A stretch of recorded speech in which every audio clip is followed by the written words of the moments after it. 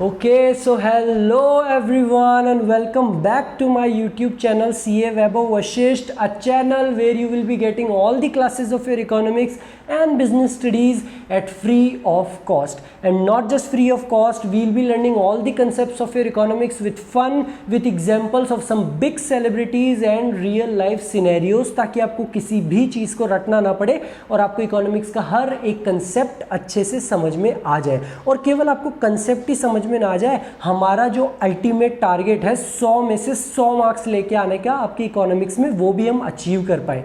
Sir आपने last class में भी ये 100 में से 100 मार्क्स वाली बात बोली थी, आज आप फिर से बोल रहे हो। तो बेटा मैं फिर से रिपीट इसलिए कर रहा हूँ क्योंकि अगर आप में से किसी भी बच्चे का ये टारगेट नहीं है 100 में से 100 मार्क्स लेके आने का, तो मेरी क्लास बंद कर सकता है और वो दूसरे टीचर से जाके आराम से पढ़ सकता है। अरे सर ऐसा मत करो, मेरे क्या 11th में भी केवल 60 मार्क्स ही थे और सर 10th में भी मैं कोई एवरेज स्टूडेंट ही रहूँ सर मैं हमेशा से। सर ऐसे मत करो। तो बेटा मुझे फ़र्क नहीं पड़ता कि आपके 10th में कितने मार्क्स थे, आपके 11th में कितने मार्क्स थे, आप टॉपर हो या आप एवरेज हो या आप बिलो एवरेज हो, आप सब लोगों के 100 में से 100 मार्क्स आ सकते हैं। But you should be willing and your target should be clear to score 100 out of 100। अच्छा सर ठीक है, आप इतना कह रहे हो तो मैं लिख लेता हूँ कॉपी में 100 में से 100 मार्क्स। लेकिन क्या सर क्या ये सच में प्रैक्टिकल है? क्या मेरे सच में आ सकते हैं 100 में से 100? यस बेटा, आपके सच में आ सकते हैं। आपको करना क्या है, आपको केवल मेरी क्लासेस देखनी है। जो भी मैं आपको बता रहा हूँ बराबर से उसके नोट्स बनाने, और क्लासेस भी ज़्यादा बड़ी नहीं है, 10-10 मिनट की कंसेप्ट वाइज मैंने आपके लिए क्लासेस अपलोड की है।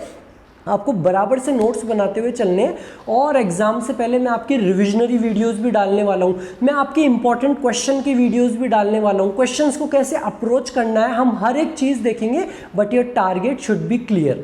तो ये तो ये हमारी ज्ञान की बातें, हमारे अल्टीमेट टारगेट की बात।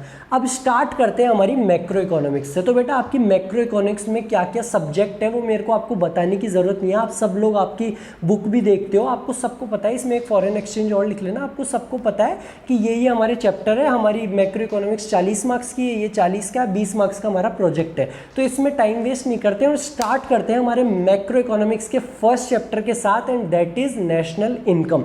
बेटा मैं नेशनल इनकम के बारे में बता दूं, नेशनल इनकम आपका सबसे इंपॉर्टेंट सब्जेक्ट है, केवल आपका सबसे इंपॉर्टेंट चैप्टर है, केवल आपके एग्जाम पॉइंट ऑफ व्यू से ही नहीं, बट आप में से कई लोग ये 12th करने के बाद सीए करेंगे तो ये आपके फाउंडेशन में भी काम आएगा, ये आपके सीए इंटरमीडिएट में भी काम आने वाला है। या आप में से कई लोग यूपीएससी करने की सोचेंगे तो बेटा ये आपके वहाँ पे भी काम आने वाला है। लेकिन मैं आप सब लोगों को बता दूं, जो सीए करेंगे, जो यूपीएससी करेंगे या कुछ और करेंगे, वो सब बच्चे बहुत अच्छे से पढ़ के जाते हैं 12th में। मैं सब लोगों से, मेरा मिलना होता है इंटरमीडिएट के स्टूडेंट से, तो बहुत अच्छे से पढ़ के जाते हैं 12th में और उनके 95, 90, 92 ऐसे मार्क्स आते हैं इकोनॉमिक्स में। फिर भी केवल 1 से 1.5 साल में वो इस चैप्टर को पूरा का पूरा भूल जाते हैं। वो सारे प्रैक्टिकल्स कर लेते हैं 12th में तो, लेकिन भूल जाते हैं। क्यों? क्योंकि ज़्यादातर स्कूल्स में इसको रटने के हिसाब से पढ़ाया जाता है कि क्वेश्चन को कैसे करना है। इसलिए मेरा नेशनल इनकम को पढ़ाने का तरीका थोड़ा सा अलग है।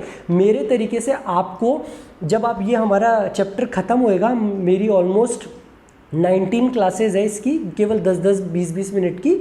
जब हमारा ये नेशनल इनकम कंप्लीट होगा तो आप ये देखोगे कि नेशनल इनकम का किसी भी तरीके का न्यूमेरिकल आ जाए, कोई भी थ्योरी का क्वेश्चन आ जाए, आप वो तो अटेम्प्ट कर ही सकते हो, ऑल्सो आप लाइफ लॉन्ग उसको याद रखोगे। तो मैं आपको किस तरीके से पढ़ाने वाला हूँ बेटा, हम पहले देखेंगे कि प्रॉब्लम क्या है, उसके बाद में हम सॉल्यूशन देखेंगे, ताकि आपको पता चले कि हम जो जो कंसेप्ट पढ़ने वाले हैं, जो आपने सुना होगा स्कूल में, फैक्टर्स ऑफ प्रोडक्शन और आपका नेट इनडायरेक्ट टैक्स, डेप्रिसिएशन, ये अलग अलग कॉन्सेप्ट के बारे में सुना है, तो आपको पता होना चाहिए कि हम ये कंसेप्ट को क्यों पढ़ रहे हैं। आधे से ज़्यादा एवरेज बच्चे बस केवल पढ़ लेते हैं, क्वेश्चन करने लग जाते हैं, उनको पता ही नहीं कि वो कंसेप्ट क्यों पढ़ाए जा रहे हैं। तो पहले हम प्रॉब्लम देखेंगे नेशनल इनकम की, और प्रॉब्लम से मेरा मतलब है हम नेशनल इनकम की डेफिनेशन देखेंगे, वहाँ से प्रॉब्लम अराइज होएगी और फिर उसके सॉल्यूशन ढूंढते हुए हम हमारा नेशनल इनकम कंप्लीट करेंगे। So let's just look at the definition of national income. So national income is the sum total of factor income earned by the normal residents of a country during the period of an accounting year.